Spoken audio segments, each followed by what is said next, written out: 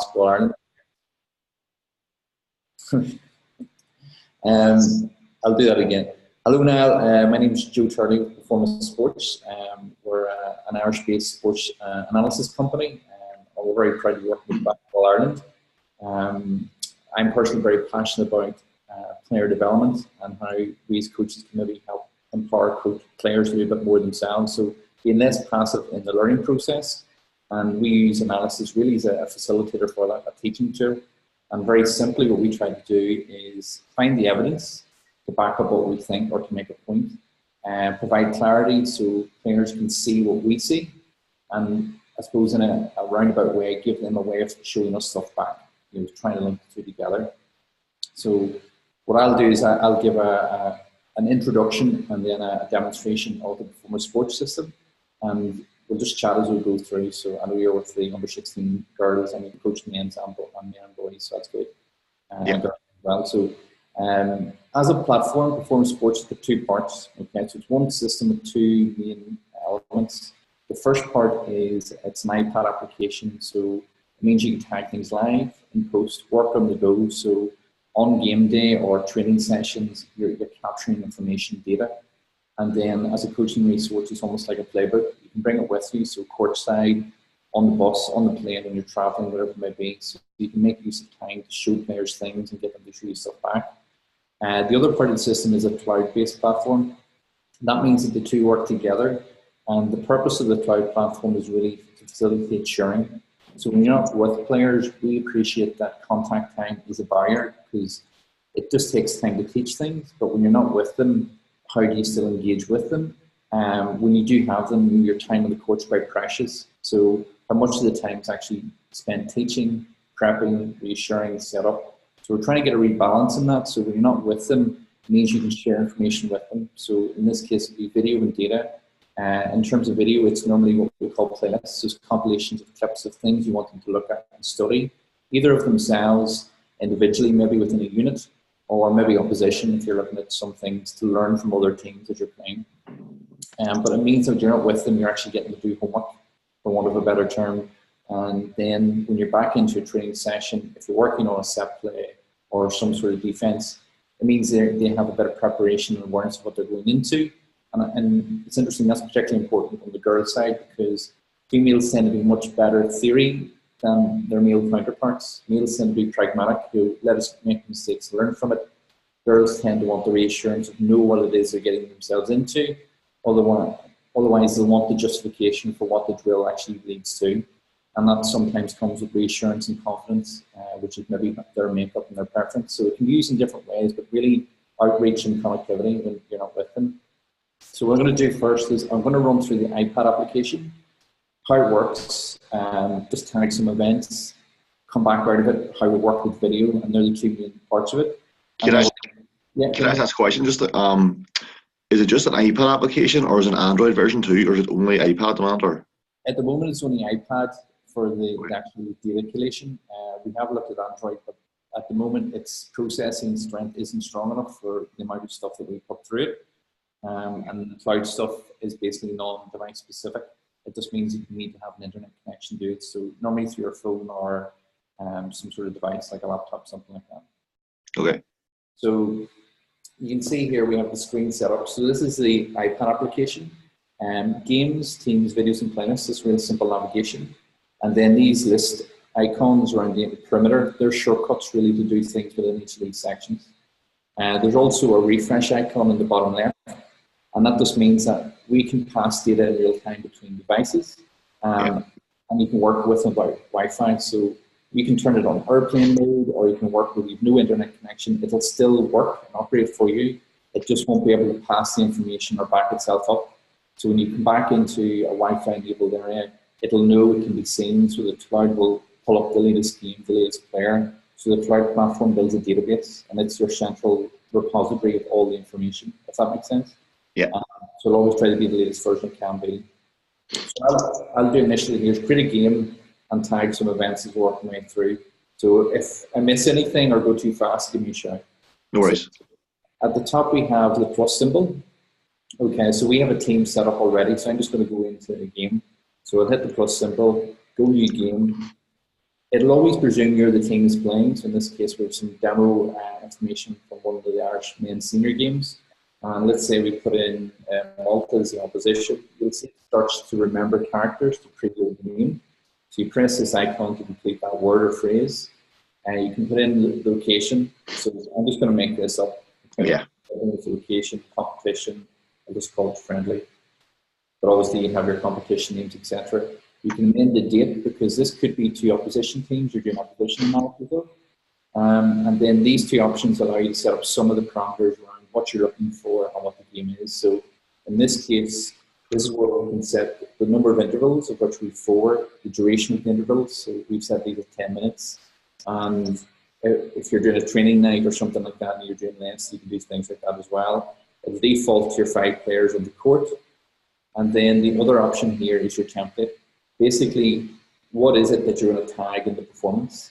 So you can have a library of things that build over time. So some could be particular skills you're looking for in training sessions.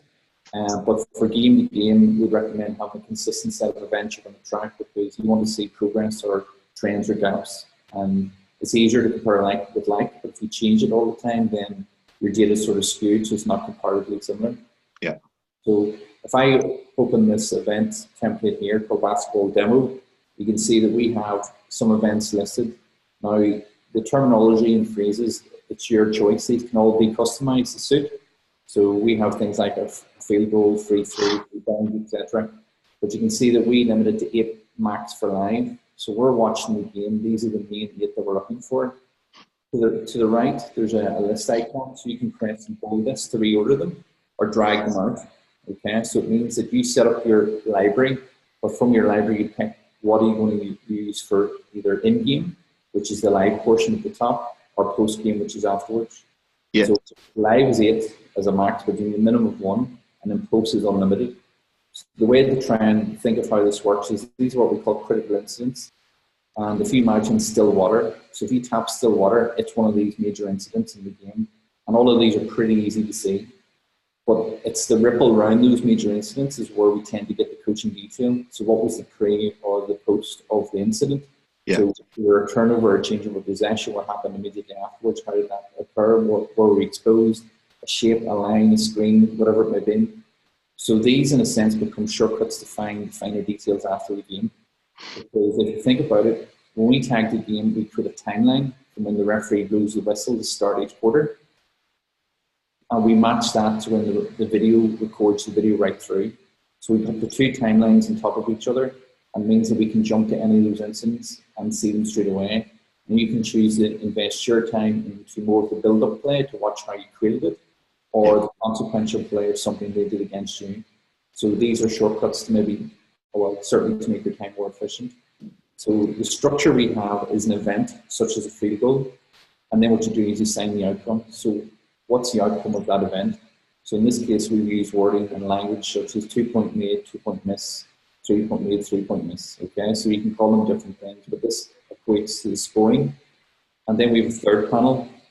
So you've got event, you've got outcome. In this case, it's a field goal, 2-point made.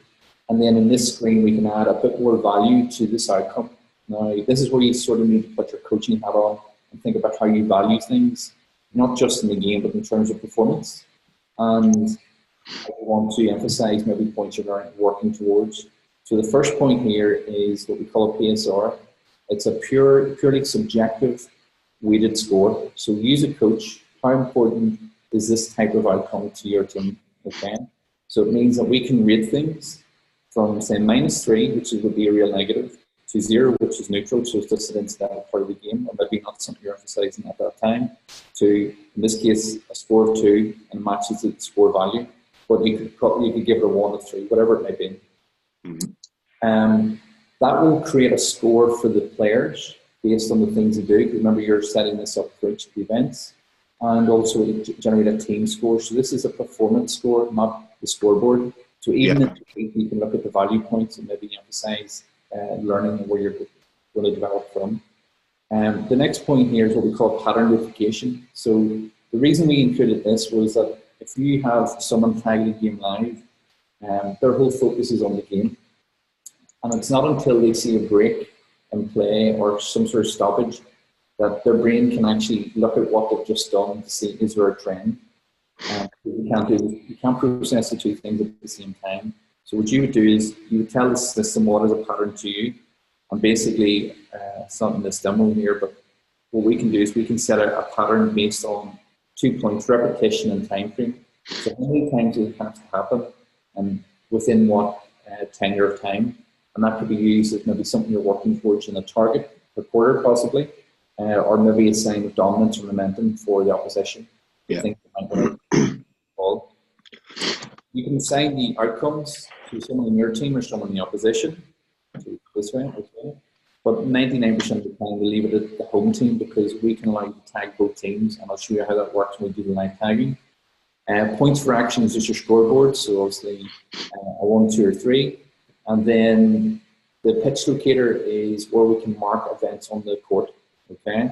So initially it will be disabled, but you can enable it for live, post, or one or the other. And if you get the location slightly wrong, you can fix it again on top of the video. Yeah. So some events may make sense to have an image. So essentially what you're creating is a heat map of where things happen, but it may not be appropriate for them all because there's only so much information you actually really use in real time. And then the last point here is just if you wanted to set a color marker for any of the events marked, you can set a color. So let's say it was positive. In this case, it's a score. You might color it green. If it was a miss, you might color it red. So that's if you wanted to use a traffic light type approach to your colors. If you don't pick one of these colors, it will default to your jersey color. So green for Ireland, white for Norway, whatever it may be. So you can build it up that way. Okay. Okay. That's just a rundown purely on the KPIs, the things that we would tag, and just to say this is completely customizable. Okay, and it could be applied to simple drills as much as it is to a game. So once you've done that, again, you've given it a name. So whatever template you've picked, that's what you're going to use to mark in this performance. Then tap create, and then this will bring up just some simple pitch or court view. Sorry, I'm more of a Gaelic football man, so I tend to use pitch rather than court. Yeah, no worries. So just to show that you have your squad listed here, okay? And then you can swap players in and out of positions. So if you're going to do tactical set plays, or even use tactics board, whatever it may be, it's just to maybe help them see a visual of what it is you're talking about at the same time. So the wording will get you so far, but having an image as well to set this up and show them. And again, this is something that can be shown to the players courtside or going into a session, whatever it may be. And they can move themselves as well if you're asking questions about position, who fills in the pocket or who fills in the space, whatever it may be. The only really important thing for us is that recognizing that a player's name is their unique ID. So it means the players can play different positions, miss games, come back through games, but everything is personalized to that player. So we build up individual player profiles based on what we do, in terms of the video and the data. The jersey number allows them to mark them, so we know what jersey number of players were going in that performance. But once you have this set up, you confirm your team selection, and then this is our metaphor really for pen and paper. So instead of pen and paper, we record things on the iPad. So you can see we dropped some of the events out. So we just have field goals, free throws, rebounds, tries, assists. The jersey numbers are right and left of the screen, so you can see that okay. So it's right left of the screen, and that means that we just use our 2 thumbs to tag the events as they happen. What's important is that we hit start game when the referee starts the quarter, so basically we're in contest. This screen is now active, and I'd be courtside, use my 2 thumbs, I'm just watching for events as they happen, okay? So if, for example, Ireland have a field goal, a single tap field goal, there's a 2-pointer, and I mark where it happened, what player did it. You can see we have the timestamp, we have the team, the event, the outcome, and what player did it. Yeah. I'll just do that again so you can see it. So if I single tap free goal, there's a 2-pointer. If the pitch locator is labeled live, it shows up just as a picture of the court. Yeah. Tap where it happens, what player did it, and that's done as your record. Can I ask someone there? You see that court that shows you? Is that just the only one, or is there different types of courts? Because that looks like an NCAA. See the way like the 3-point line meets the top of the key. Yeah. On a FIBA court, there should be like a space there. So that diagrams looks like an NCAA court. Okay. It's not a huge deal, but just some coaches are very specific about when they're marking things that they want the exact spot. You know what I mean? Yeah, so just this, you're talking about in the space here. That D should come further back in, so basically the space is different. Yeah, exactly. The FIBA court, the 3-point line extends beyond the key. I think that looks like maybe an American high school or else an NCAA court where like the 3-point line's shorter. Do you know what I mean? Yeah. Not a huge. It's not a huge problem. It's just a small detail, just making you aware. No worries. I know that's something we can it's just a visual, but it's something we can see. Yeah. So basically, if I go back to the game. So I've just tagged things for the home team, Ireland, but if Malta did something, what I do is I double tap, and you can see how it changes to the opposition. Okay, so single tap is the home team. Right. Double tap is the opposition. Okay, so if you don't see the jersey number, all you need is the event and the outcome. So you're just working your way through the event and outcome, so you can see those last few events. There's no player actually assigned to these, but I can fix that on top of the video. So that means that by default, it'll all be called another, or attributed to a made-up player called another. And when we filter the video, we can match, oh, that was player 6, that was player 7, etc. So you can fix those. You'll also see that we have an edit button on the top, which means that when there's a stoppage, a timeout, or an interruption in the game, you can actually edit these. So you can go back to the event, mark the player who did it, or maybe change it the other way around, or delete the event out. So you can, it's quite fluid in terms of being able to correct things if you miss something. But the main thing is getting the event and the outcome. So that's your timestamp of that record. See a question around the time stamping. That clock that's running, that's not going to match the game clock. Is that correct? That's just like you. So say for example, is there any way of like starting and stopping the clock so it syncs with the game clock, or does that just run itself? Because it's obviously a 10-minute quarter, but a quarter will last probably 25 minutes. Because all the stoppages. So do we just tag by that just universal timer there, or do we just sync that with a game clock, or how does it work? Well, that's a good question. So the thing is, you can pause this, right? So there's a pause option there at the top. So the time's frozen, and then you can resume it. The issue comes with your videographer. So your videographer would need to stop the video every time the clock stops as well. So the easier thing might be just to follow the universal timer, because the universal timer in this case, you can think of it linked to your video rather than the shot clock necessarily. Yeah. So, because it means that if we tag things live, it's just following right through. And if your videographer is filming the game, or say for example, it's a fixed video with no one man in it, it will just record right through the entire generation, including your stop outs or your time out, everything. And it means that the video therefore is interrupted. So the two wouldn't match up, if that makes sense. Yeah. So probably an easier exercise would be to allow this clock to be generic and run the right way through, because its job is to mirror the video, which means the video match up. But that's a good question. So you're happy enough that you can see we can tag both teams. So that's single or double, yeah. Double tapping process, so it's you versus them. Same idea with substitution. You single tap a player, bring a player on or off, hit done, tap sub back into the game, and it's easy to edit and change things as they happen. So if I tap the clock, it also presents a menu. So this navigation allows us to end the quarter. So it brings up a summary of the stats, for example. We do that. This would be the data that's been collated at that time. So you can view the screen at any time. So it's you versus them. Okay, so if I open these out, all of the events open out to show the outcomes for each. So it's you versus the opposition. And within each of these, so there's Ireland, so there's 3 2-pointers. So I can tap on this, it'll tell you what players have done it. So that's based on you recording the jersey number as it happened. And then also how many times you've done it. And then you can also see when they've done it. Now that timer is based on the time that you marked it with that universal timer running through. Yeah. Some of this would you mind just sort of, when you get a chance to, go back through the substitution again, how that works? Okay, so if I go back to the game, because I'm a pause here, so we start the second quarter, so you can see the timers going there. So the substitution button is just in the bottom right here.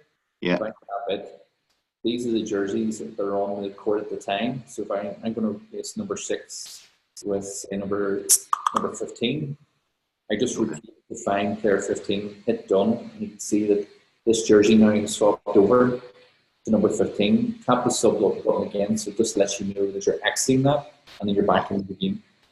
Is the same as double tap for like the opposition substitution, or how does that work? So if I double tap, you see the jerseys are all coloured in red. Yeah.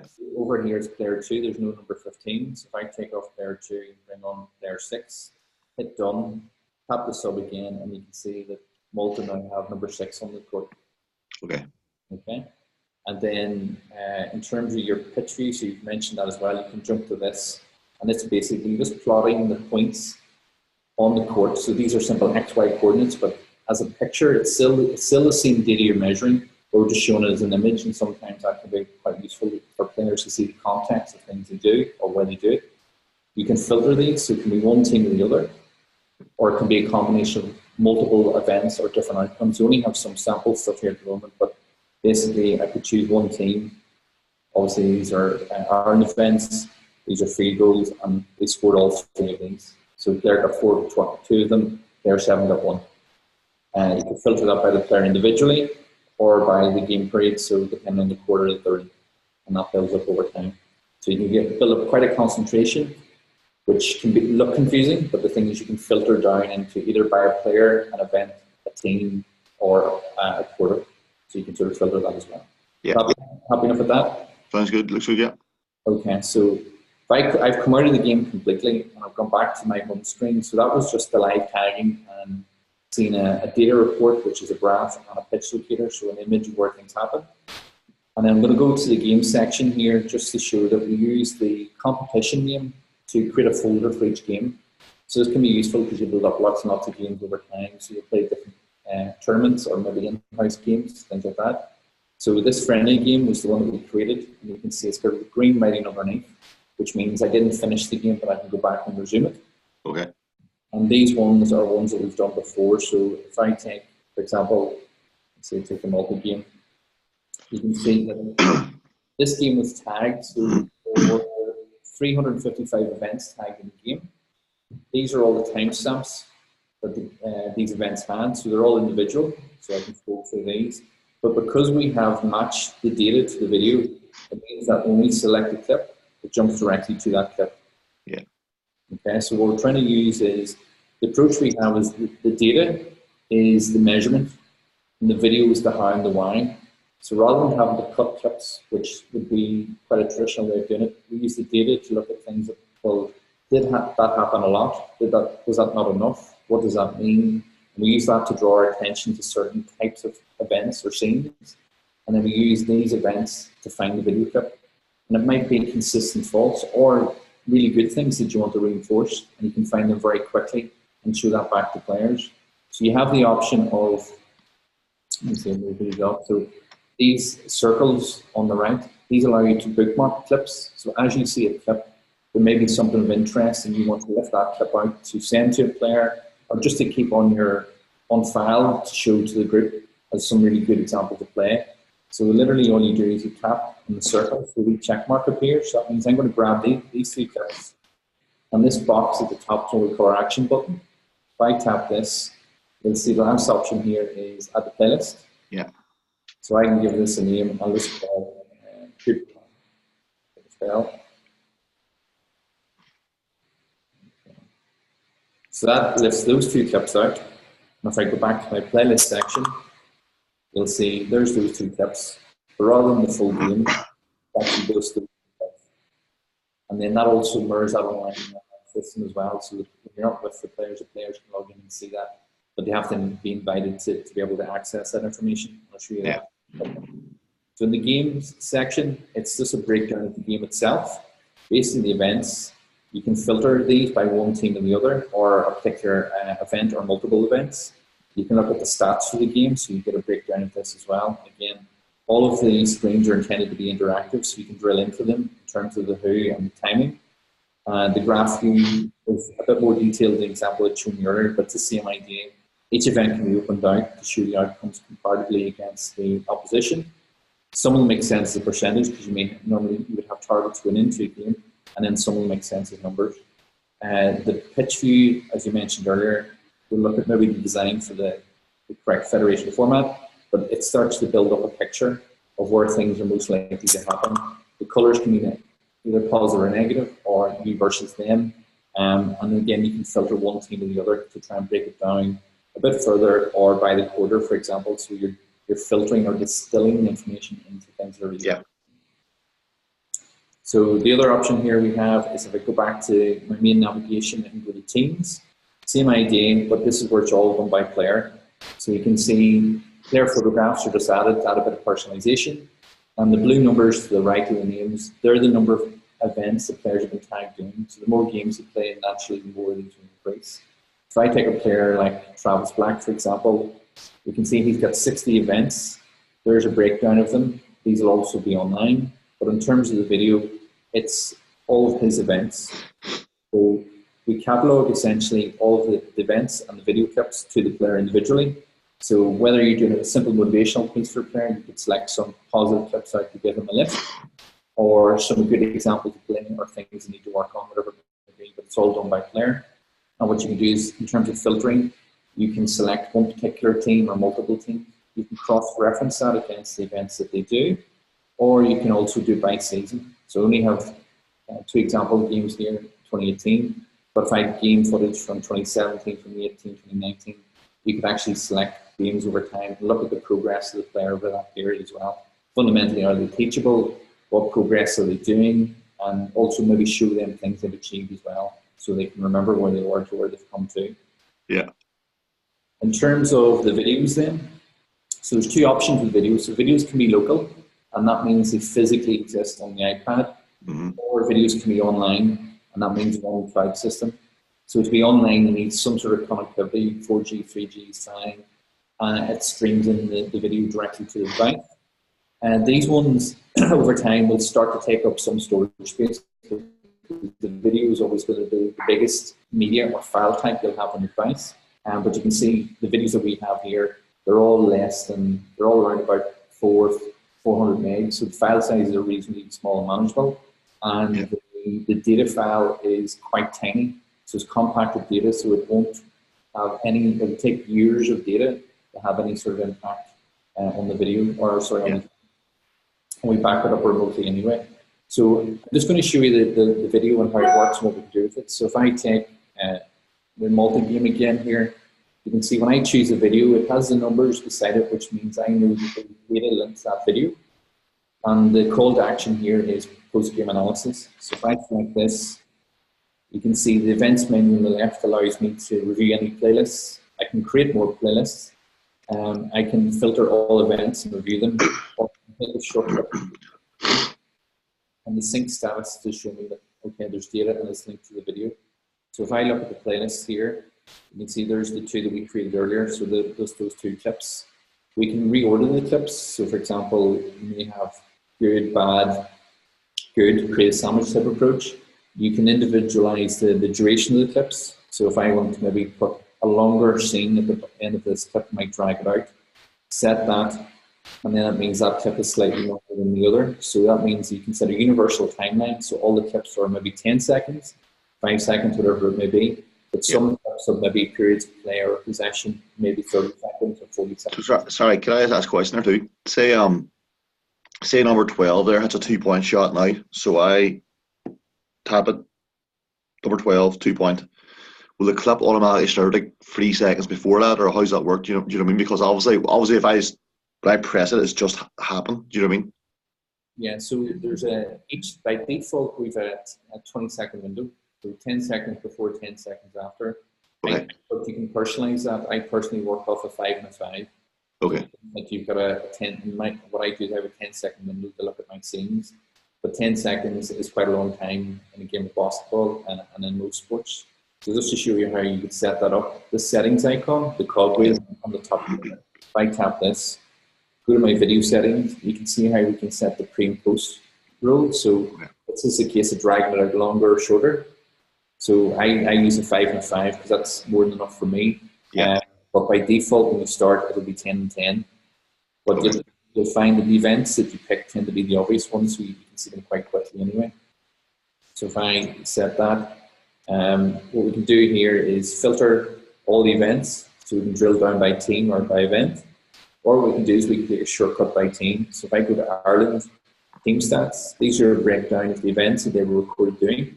Okay, so if I look at the field goals, here's a breakdown of the outcome types. So the 2-pointers, 3-pointers, the misses, etc. So if I select this one, you can see they all have a timestamp, the player who did it.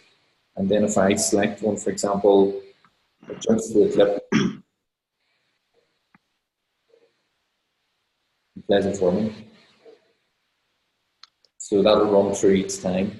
If you wanted to talk a bit about this clip, for example, you'll see we have a 5-second jump either side of the play and pause button on the video. Yeah. So if I went back, say 1, 2, 3, jumps back 15 seconds. Okay, so that means that there's a sequence of play well ahead of the basket that travel scores, and you're maybe watching how it builds up. You might want to slow it down, maybe go back 10 seconds. Because, you know, in this case, Malta are actually on the attack, so they've broken. And whether your teaching point is how the players fill in the position, handed by Travis, the turnover at that point, it means that we're using the outcome to work our way back, to build it back up again. And when you bring things back maybe in different speeds, it can be sometimes easier for the players to take in because you're trying to talk and show things at the same time. There's also a couple of annotation options. So let's say, for example, we were going to highlight an aspect of play. If I pause it here, you'll see in the top right we have a drawing tool, just the pencil icon. If I tap this, these shapes allow us to choose these markers, but also pick color.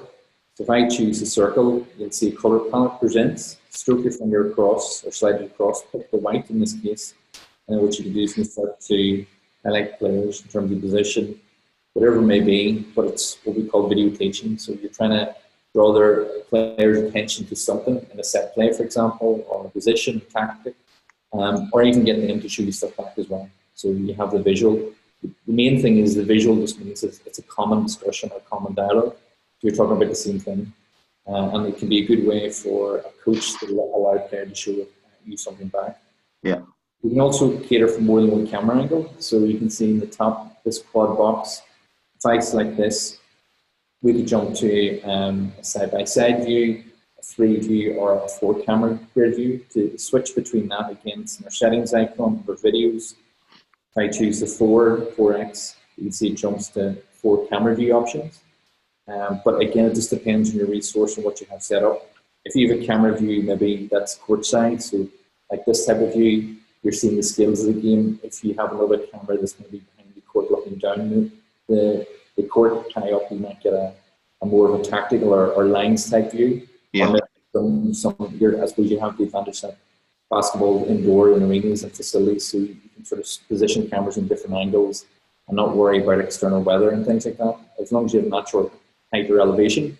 So it means that if I had another camera angle at this game, I don't, by the way, but I'll just show you. Yeah. For example, if I pull in another camera angle, you can see a side-by-side.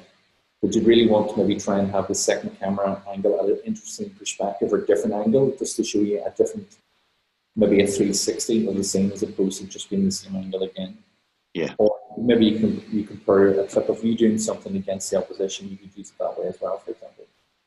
Now, in this case, we had data and we linked it to the video, so that's how I was able to filter and find the clips quite quickly. But let's say, for example, we're watching the video on the iPad for the first time and I want to tag an event. So when I tap the video stops and it gives me the option of saying, okay, do you want to tag an event for one of your teams? So when I select Ireland, I'm saying this is a shot, okay, our field goal, but I can't see has it been blocked, did it go under the basket, over the basket, was it any interruption to the play, or did we actually convert? So what you do is you tap the video again, let play on, okay, and then when I tap the video, it presents the outcomes of the event I've just marked. So the idea is you can watch the clips through sequentially, mark that as a 2-pointer, If the pitch locator is enabled sort of after the game, so it's posted on top of the video, this is how it folds out. You then tap with your finger where it happened, and then I'm just going to call it other, not to contaminate the other data, but then you would mark what player did it, and then that's tagged as another event. Does that make sense? So, can you show that again, sorry? Okay, so if I'm watching a scene, Yeah. basically doing post game for whatever scene. Okay, so if I tap the video, so Malta just had a shot. Yeah. You see when I tap the video stops. Yeah. So I'm going to tap the team Malta because they're the team actually doing the event.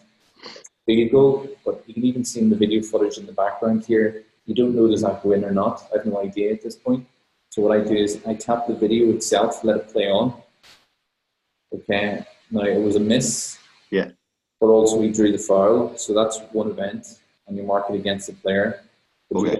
Mark that is Ireland foul. I'll just pull up personal, other, done. So that's how you mark events directly on top of the video. Okay. So if you remember, we had live events and post events. So if we were tagging, say, 4 or 5 events live, in post, what I would do is I would filter to look at the group of events and then watch maybe build-up play that led to those events and over-tag some of my secondary events. Things that I may not be looking at in real time, but maybe they're really high-frequency types of events, and maybe you don't have enough eyeballs to look for those. So what I do is I use my main events to work back and build in the other ones around them. Does that make sense? Yeah. Okay. So that's basically live tagging, post tagging on top of the video, and how we can filter those elements as well. We can also create a playlist from here as well. So if I want to mark some of the events, add that to a playlist. So I can create a brand new playlist name, or if you remember this one at the top is called Good Play, I can add it on top of this. So instead of it being just the 2 clips, it actually becomes, I think it's the 5 because we added 3 to it there. So if I go to my playlists, you can see if I just jump to 5. So we'll just pull 3 clips and add it to the 2 that are already there.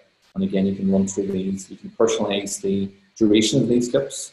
But at the moment, in terms of my video settings, I have a 5 and a 5, which means that all of these clips, with the exception of the one that I had edited, are 10 seconds. And that might be enough for the scenes that you want to show. And if the video is on the iPad, you can also export it, so it becomes like a mini movie. And that means you can email it or do things with it on the go. But also it'll be in the device and it'll also be on the online system. Now the online system is the thing that I want to move to next to show you how that works. Unless you have any other questions on the iPad itself. No, that's fine. Okay, so I'm going to try and change my view here if I can. So we're going to go to the laptop view.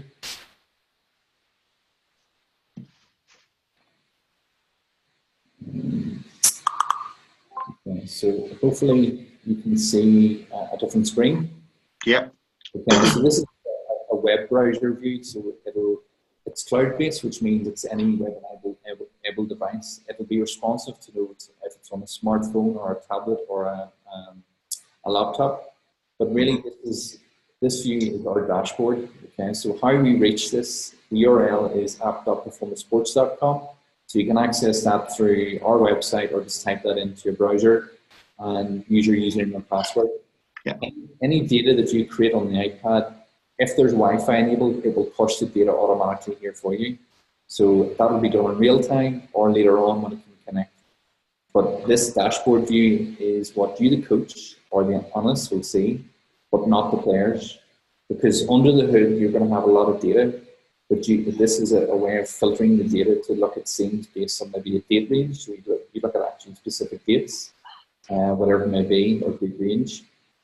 I only have the 2 games here as an example for the Irish team. But then you can see the dates of the fixtures. You can filter between a particular KPI, and then you can toggle between the outcomes.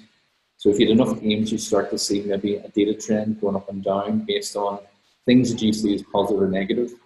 Reference the total opportunity. So in this case, we're looking at total shot attempts by 2 points that were missed, by 3 points that were missed versus those that were made, and to see is there a change over time. You would need more games to see if there's a markable difference in that. And then the squad is listed here, and these are the KPIs, basically the events that are measured against. Like, again, the date range you pick choose the number of times these players have done these events. Okay, so just numbers, simple numbers at this point. Yeah. Recent games are the video and data is online, so it's there for sharing and conversation. And then playlists are compilations of anything you choose. Just bear in mind, it's useful to use visuals to show them things when you're not there. So these can be things you're filming of the players doing training sessions, in games, or maybe you find clips of other teams doing things that you're trying to emulate or show what you mean by. So again, it's a visual reference and you put it together. So this is really good for helping the homework side of things. So sorry, can I ask a question there? Just like in terms of like the homework and sharing with players and stuff, do the players have their own version of the app, or how do the video files sent to them, or how do they access the video files, or how does that work? Yeah, so it's a good question. So really it's based on a membership concept. So everyone becomes a member of this hub, and rather than going out, they come into it. So what will happen is information or notifications go to the players and they log in. Okay. And then you can see their video and data, and that's basically how it works. Yep. You can remove players as well to remove their access if you need to, or add other players in. Okay. Because it's a membership base, this part here is quite interesting where we can actually track their engagement. So we can log when a player accesses their account, what sections they review, what videos they look at, how long they spend on the system, and it can give you a good indication of how active players are in their own time and doing this type of work or preparation. Yeah. The account status is really how you manage the account. So analyst accounts are iPad app users, and you can have multiple under the one account. Player accounts, based on what we just talked about, is where we invite players in by their email address. They create their own password and they become a member. Videos can be any file type or file size. This common sense or approach would be if you've got a really large file size and a low upload speed or capacity, it'll take a long time to do. So this is where you need to check your internet. Yeah. Data storage can be any file type. So when you put information here, you choose in the group who can see those types of documents. So it could be a PDF, it could be a PowerPoint presentation, it could be anything. Typically, the types of documents we would see used here would be maybe fixture lists, things like nutrition plans. If it's data, policy of use, maybe age groups are important to consider in that as well. Good practice would be to consider when you actually draft out your KPIs and the definitions and the value system around them. So this is what we're measuring, this is why we're measuring, this is what it means. If it's for the player's benefit, it makes sense the player knows what they are. So you could publish that as a version here for the players to actually see so they know what it means. Shares is really about talent ID or sharing information with others who aren't a member. So that means that if you're recommending a player to the next level, or if it was a club, for example, recommending a player to an international development squad or talent ID recruitment, that type of thing, is it means that you can pick a page and share it with someone privately who's not a member, but they only see that page that you choose to share. So it could be a compilation of a player's best bits or how a player has progressed, or it could be someone unfortunately picked up a bad injury in the game through direct contact and you have the video of the incident and you might share it with the physio of just that clip, so whatever it may be. Okay. We have games, players, videos, and playlists. So this is very similar navigation to what you've seen in the iPad, and sort of maps that. So we can see that we can filter the teams or the competitions as a shortcut. This example here, that's the game I just created earlier. So that 7-4 just shows that there's data but no video linked to it, and we've just made that up as a simulation at this point. These games have data and video together. So if I drill into them here, for example, my internet might be running slightly slow here. Okay. So yeah. But when this opens up, it'll show the video and it'll show the data options as well.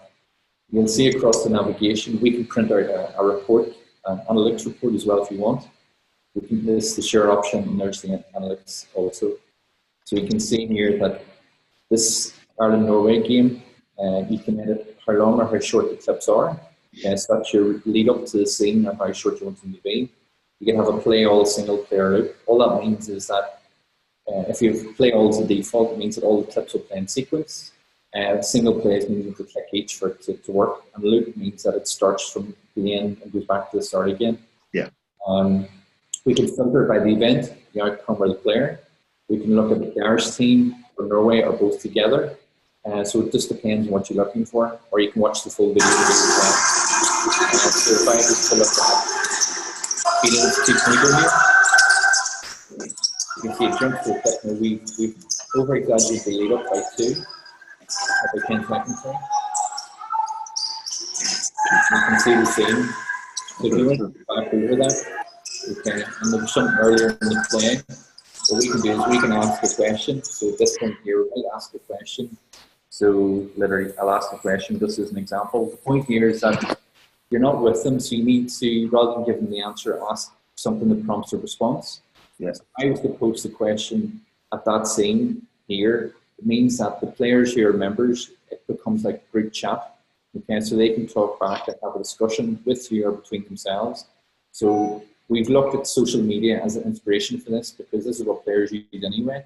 So it's like, I suppose, Facebook, that type of concept. But the idea is that no matter where they are, they see what you mean, and the conversation can be related to something that's common. You see, once I ask a question there, well, all the players get notifications. They have push notifications to their phone, or how does that work? Or do they have to go on they have to go on the app to check it? Do you mean?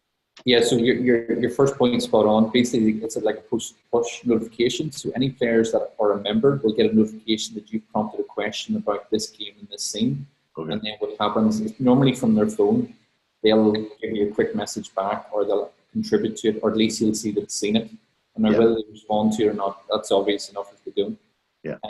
The other option here you'll see is we can make private messages. So for private messages, you have to add the player to it.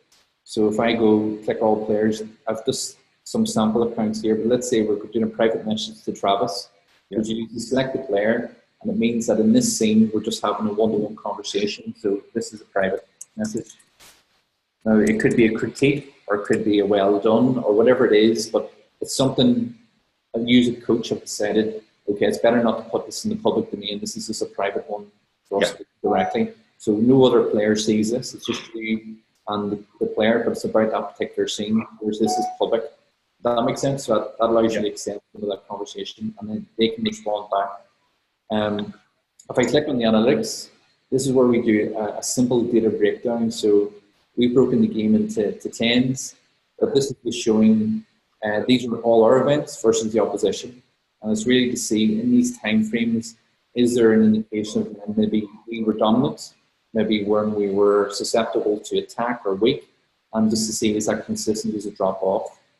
And then it was broken down into the quarters here. So this is just a further detail of the data.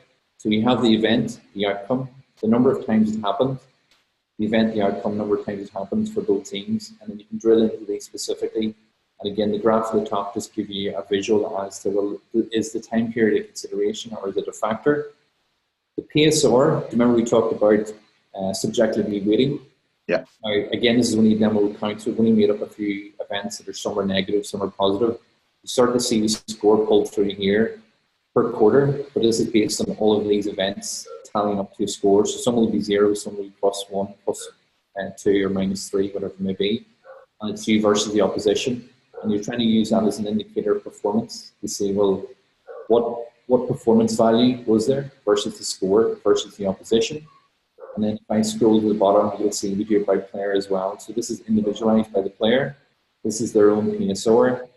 These are the KPIs we were measured against. Yeah. And again, this graph is player specific. So we can drill into a player personally, or we can look at all the players. And it's just a breakdown. Again, is time a factor in the contest to see when things are happening. So in this case, we're looking at Keelan's 3 goals. The green color coding is the 2-pointers. The blue is the 2-pointers that are missed.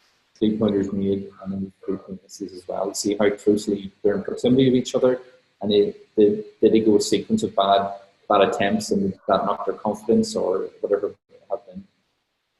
And you can also download this as a CSV if you want to do more with it afterwards. Yeah. There's that share option and the print option I mentioned. So if I select the share option, and if I have it listed as public, this URL could be copied into an email and shared with someone. Mm-hmm. But because it's unique, it can't be indexed by a search engine, so it's unique every single time. Yeah. You want to kill that link, just hit private, and it's as if the link never existed. So anyone who had it, it's no longer available. If you want to print it off, basically you can print off a PDF or save a PDF. So basically this gives you a report on this. Some coaches just like to have a paper version, but again, it's all there in digital format as well if you want that. Players, as I mentioned, they have their own accounts. So as you're saying, what we do is we invite them in using their email address. So literally you'll see these sample accounts, these players at the top, they're all connected.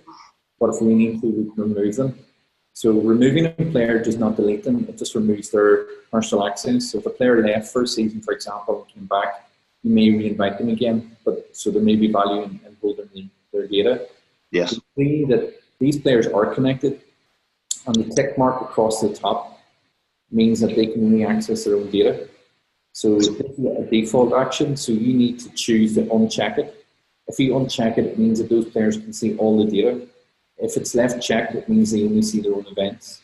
Okay. Let's say, for example, I uncheck Adrian. So Adrian logs in to watch the multi-game. He can look at all of the 344 events. Mm-hmm. Whereas if Aidan logs in, he can only see the 50 events that he did. And that's the difference.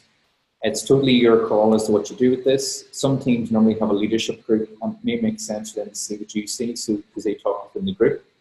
Other players want to see how the unit works. And also, because we can look at the behaviour of the engagement of the players, what's really interesting is players who are on the fringe, maybe not always starting, if you watch their behaviour, they tend to watch the players they want to replace. So they try to learn something about the other positions, and then they start to either copy, solve, role play, and put pressure on that player, either to push them on or to pass them out. So you can use tactically in different ways as well. Yeah. When a player logs in, they'll just see either their own data or access to all the data depending on that choice. And then basically, if there's video or any playlists created for them, this is only some sample stuff, that's what they'll see. They will not see this activity report. I'm just in as an administrator, but for transparency, they'll see their own activity. But you as a coach, you see everyone's activity, so you can use that as a benchmark. Videos, quite simple.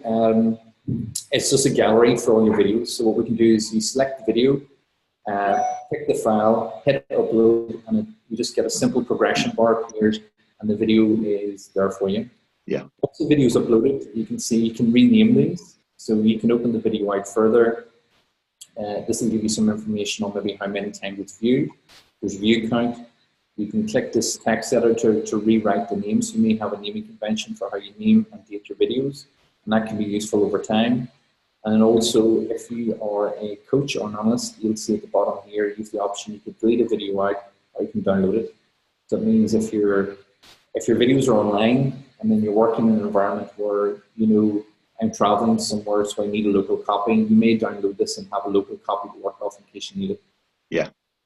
The playlists are quite useful, as I mentioned earlier, to help extend coaching contact time and quite simply help them to see what you mean or the point you're trying to make. So it can be of any type of scene or combination of clips. So games you're in, excuse me, training sessions you film, or video of other teams doing things that you think, hey, that's pretty good. So, and that you want them to see. Let me set this one here as a video. So when you're not with them, let's say, for example, I know this is free throws, but let's say you were working on defense and you give the topic, but you'd explain to the players you're going to work on it over the next few weeks, so the training camps you have them. You may have example clips of what they're doing and what also mix it with what you're trying to get them to work towards. That type of footage could be of a team doing things that are exemplar of what you're trying to work towards, and it can be mixed up here as a compilation. Now, once you create a playlist, no player will know it's there. You have to choose what players have access to it. So you'll see here, I click Add Player, so you can choose to invite all players or some of the players, your choice. So let's say we don't invite all these players, but we choose to invite Adrian and Travis. So these two players are going to have access to this particular playlist, and they're going to discuss this playlist. So in a sense, this becomes more of a forum for the players. You're giving something to them. We may kick it off as a discussion point linked to the topic, for example, if it's a coaching area. And then what happens is these players discuss it remotely between themselves. So then what happens is dialogue starts to appear under the clips, but it's related to the discussion that you've set up. And what can be quite useful is sometimes you get wee gems or nuggets from a player that you didn't really expect. Yeah. And then if you want to, what I've seen as a good example, just through observation, is some coaches bring that with them to the training session and quote it back, but don't necessarily say who the player was who did it. And it's a way of just saying, okay, the players are listened to, there's a value system, and it can be a good way of getting them to talk about it between themselves and encourage a bit more ownership on their part of responsibility. Yeah. And it can be used in that sense for training and teaching when you're not with them to prepare them, or it could be opposition that you're looking at, and it could be to somebody, offensive play or defensive play, but it's getting them to give something back to you, but again between themselves. Yeah. And that's pretty much it. So there are some simpler admin bits within the system whereby literally, I'll just show you one of them here on the online. So basically you can see, if I click on, sorry, just messing up here, my screen. So if I go to analysts here, so analysts work in the same idea as the players. So when you invite an analyst in, an analyst can be a coach or someone who's doing the tagging or both. So we can see by default, they can only access their own games. So if I invite someone else, I put the email address in, hit send, then they have access. The check mark will appear above their player or their photo as well. If I leave it checked, it means they can only see the data they create. If I open it up, they can see all the data. So it means if there's different age groups within an account, you may want to keep it checked to the teams that they're with. But normally the main administrator or maybe the director of coaching, it makes sense that they see everything, so it can be set up with permissions in that sense. And in terms of just further resource and help, on our website, which is just performasports.com, you'll see we have a help option as well. So we spend a lot of time, because we're practitioners ourselves, building up things that we think might help. But that's a good thing and a bad thing. So we may take things for granted, we may have missed something. Right. So we can search for information. This is a combination of like video guides, images and text tutorials and some shortcuts, things that we've learned along the way ourselves. If you can't find what you need, that's our fault. So please ask us. So there's a chat box as well on our website, and we can fill it in, and that'll help us and maybe help other users as well that we missed. Yeah. So the best thing I would suggest is play about with the system. It's like anything else. The more you use it, particularly the more you use your own, you'll have better questions once you've tried it, but also you'll have a better idea of how you want to apply it. But we're always at the end of the phone or an email if anyone needs any help. So we're more than happy to help. Do you have any questions? I know we've covered quite a lot there. No, as you said, like it's just a matter of getting stuck in and sort of just playing about with and doing a couple of demo games and just sort of and that's when you'll sort of get stuck and need some help, or that's when you'll spot someone needs you might need tweaked or whatever. But really, it's a matter of getting stuck in, just starting to use it and sort of explore it and sort of get used to the format. So I've used like different types of software stuff. So they all do the similar but different things. Just really getting used to the methodology and sort of like how each one works. So, but it all looks good. It looks good there. It's just a matter of getting started really and see how it goes. Yeah, I'd say that the main thing is decide on what it is you want to track. Your events. So your events and your outcome and what they mean. That's the big thing, because at the end of the day, this will only report back on what you're tracking. And you keep it simple and build it up. So it's about building your confidence, build your workflow. And I appreciate coaches have a lot of things to contend with. So it's not to add huge of extra time on top. It's just keep it simple by tracking some things in game. The time the game lasts is the time it takes to do it. And then you put the video on top. Essentially, that's your video analysis done for you. And you're just picking out the scenes that have meaning to you and your players. Yeah. Tom had a question there asking about, can the players watch the footage on their phones and laptops? Yes. Yeah, so it's cloud-based. So basically it means that when the information is there, they just log online or they get a push notification if they're part of it. Bear in mind, the one thing is if you create a playlist, they don't automatically see a playlist. You need to add a player to that. They get a notification and then they see it on their phone or device. I would say about 75% of the athletes using Performa Sports will use a phone to access their information, and that's just because of how society's going. Yeah, at the minute, in terms of the live tagging, that can only be done on an iPad. It can't be on a laptop, can't be on the phones, it's only an iPad.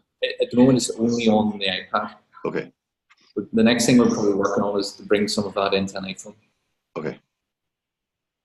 No worries. All right. Anything else? I think you probably need to play by rule first, probably. Yeah, I think it's a matter of, to be honest, actually, you learn by doing, you know. So you could watch you do it all day, but until you actually get in and do it yourself, that's when that's when you really learn it. So yeah, no, but so excited to get started and get cracking with it, you know. No worries. So what I'll do is after this call, I'll create an account for Basketball Ireland, and I'll send you access details for yourself. Now, is that okay? Sounds good. And then you can crack away. As it happens, I'm actually up in Derry next Monday evening doing a coaching course. Right. I'll drop you an email on it, and even if you want to drop in for a coffee or something, if you've done anything in between or want to see a few things, okay. Sometimes in person can be a good option as well. Yeah, sounds good. All right. Let's see how our friend is doing. That's us. Let's see. Nice.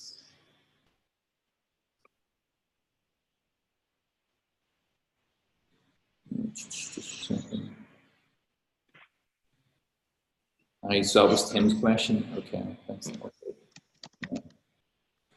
So, okay. All right. So I think that's us now. Yeah. And I'll drop you a separate message just about maybe Monday if it suits. Grab a coffee or something when I'm up there. Sounds good. Let me know. And I'll drop Tim.